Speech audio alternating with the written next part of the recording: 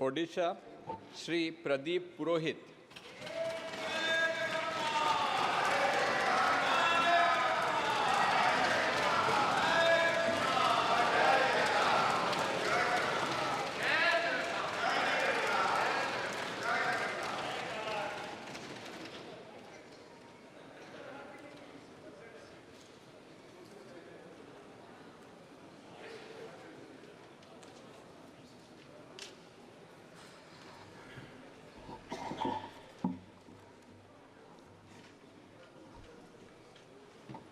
मो प्रदीप पुरोहित लोकसभार सदस्य रूपे निर्वाचित होई ईश्वर नाम रे शपथ करुअछि जे मो विधि द्वारा स्थापित भारतर संविधान प्रति श्रद्धा और निष्ठा रखिबी।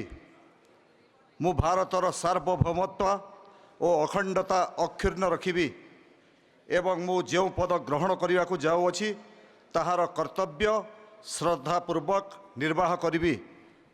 जय गंधमार्दन, जय जगन्नाथ, जय भारत।